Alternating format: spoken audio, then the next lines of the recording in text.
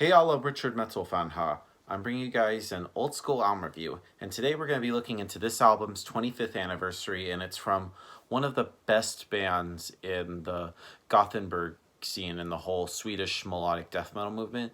And as you can see below the title today, we're going to be looking into the Jester Race by In Flames, the band's second full-length album released on February 20th, 1996 through Nuclear Blast Records. Now, let's go back to about 1994 or 95. This, of course, follows up their debut full-length album entitled Lunar Strain.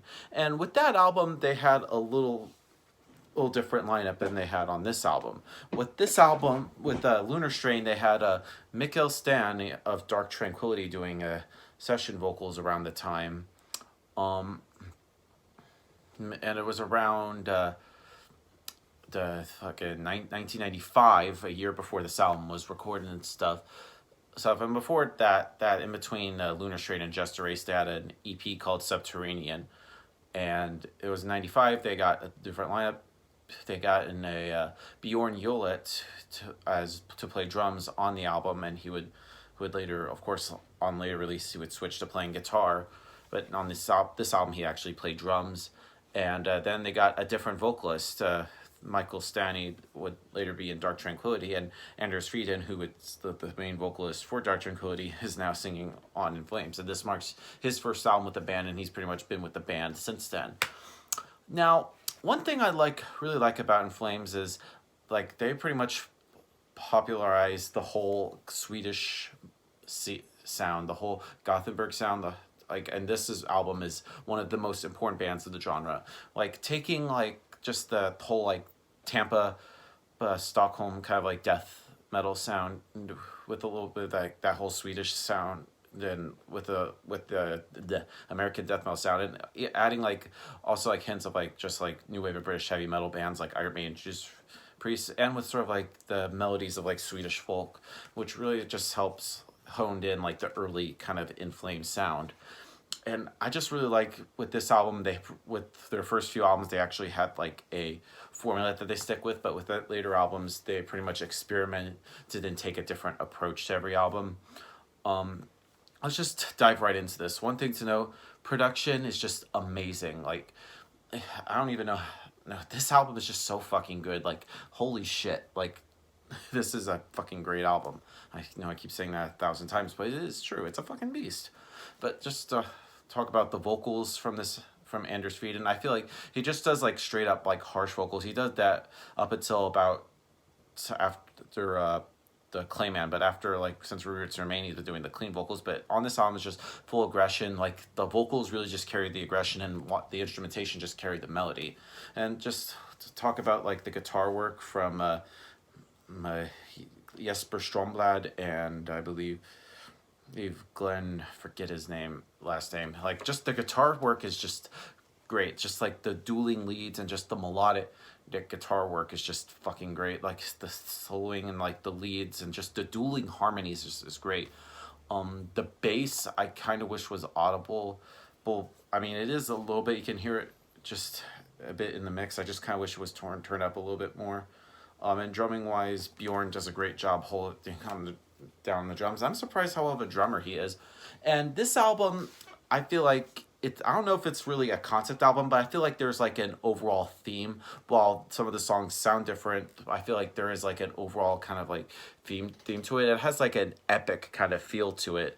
It just feels it just takes you on a journey. It's just has some moments where it's just soothing and relaxing, and then just moments that'll just go fast, and just some other moments that are just really beautiful. So yeah, let's just dive into this masterpiece track by track. Well, starting things off is Moonshield. Now this really just sets the tone for the album, with starting off with just a beautiful kind of acoustic guitars, which has that epic feel to it. And even when the song just erupts into the heavy electric riff, it still holds that melody, that and it just there's a slower pace, which I feel metal bands just don't really need to just thrash away just all the time. It just has moments where, especially there's the bridge where it's just soothing, just acoustic, and then it just picks right back up again. It's a great song, probably in my opinion, my favorite In Flames song, period. And then we move on to the Jester's Dance, which is actually a little instrumental interlude, which is actually one of the most great and unique instrumentals ever created. It's a little bit short, but I think it's just why it's so good. It really makes you wanting more afterwards. And then the next song on the album is called Artifacts of the Black Rain. And then the hook of this song just comes in fast, and then the drumming just, I can't even speak today. I'm just so excited to talk about this album. And the drumming just really provides a solid beat in the back, and it really just shows like an emphasis, really just focuses on the two guitars, and the rhythm guitar just making a general sound while the lead provides some melody to it. Graveland. Now this song has some really great pounding drums and some really great cymbal work from Bjorn and really good guitars, and I really love like the vocal patterns that Anders does is pretty amazing. Lord Hypnose. Now the intro sort of like goes with sort of like chuggy rhythm guitar, or with sort of like a noodly but focused like top layer. Just has a really great effect to it. Dead Eternity. Now this song really just has some sick blast beats. Well, I feel like the drums are sort of like backing sort of like the guitars, which I feel like the guitars in this song are just really just full up front and just fairly melodic, just like great lead work, just amazing. Then next up is the title track of the album, The Jester Race. Now I feel like The Jester Race really takes more of a death metal type kind of approach to it, but the melody is still there, and the vocals in this song is pretty much better than the others. It sounds a lot more deeper, but kind of like sounds like something from like Amon Amarth, another great Swedish melodic death metal band. And this song as a whole is a really great example of what In Flames can do at this time period. December Flower. Now this starts off with a very speedy drums and guitars, and it's first sounding a bit almost kind of like one of the previous songs that we just talked about, Dead Eternity, and then it changes just like a complete 180 with sort of like great rhythm and sort of like great lead guitar swapping and just really catchy melody, and there's like a lengthy solo halfway through which is just pure just sex to your ears. It's an excellent sounding song. Next song on the album is called Wayfarer. Now this is the second instrumental from this album, but it's much longer than the Jester's Dance. It starts off great with some really great awesome tempo changes, especially in the beginning, and a really great lead riff. And then everything closes with Dead God in Me. Now the drums is just pounding along, and it almost kind of feels like more black metal sounding than death metal. Though for the most part, I feel like the melodies are gone, but when they return, they're nice, and they're kind of sounding a little bit kind of like folk metal a little bit, which would a genre that would later become known in like the early to mid 2000s. And I really like, there's like a fade out near the end for like 20 or seconds so before just the music returns, and it just plays the album out full, and it just ends everything really great. Now, of course, this version I have actually includes the 4-song EP Black Ash Inheritance that they put out in '97, right before they released the album after this, Horacle, which is another great melodic death metal masterpiece. So we're going to talk about the Black Ash Inheritance EP. Consider this kind of like a 2-in-1 review. So we'll talk about the bonus tracks. The first one is Goliaths Disarmed Their Davids. Now this song starts off with a great clean guitar intro, and then the rest of the band just comes in at all full force. Really great song. Gyroscope. Now this song really has like a relaxing vibe to it, and I could just listen to this song forever and just not get sick of it, period. And it has kind of like a very mystical feel to it, and it just feels really relaxing. It just really just soothing, just makes you just feel like you're just on an island, which is amazing.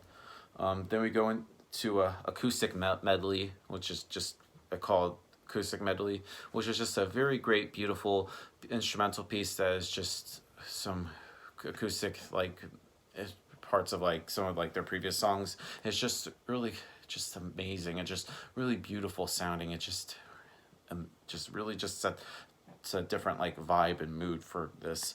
And then we get to the last song being Behind Space, which is a live version. And this song, while it feels live, I see it kind of sounding more demo sounding rather than live. However, it's a good demo, and it really makes you think of like how In Flames first started like jamming, like when they first met and stuff, and I love it. Now overall, In Flames to Jester Race is a classic, one of the best albums in the whole Gothenburg sound, and with this album I don't think it would flourish. It wouldn't even influence like some of like all the metalcore bands that would later take influence, because they would also take like the the melodies and like the riffs and everything that they've done. So I just think they're really highly influential and really important to just in metal and in music in general. So I give this album a score. I'm going to give the Jester Race by In Flames a perfect 10 out of 10. So yeah, that's my review of the Jester Race, guys. Let me know in the comments what you guys think about the album, and I'll see you all in the next video. And as always, keep it metal. Take.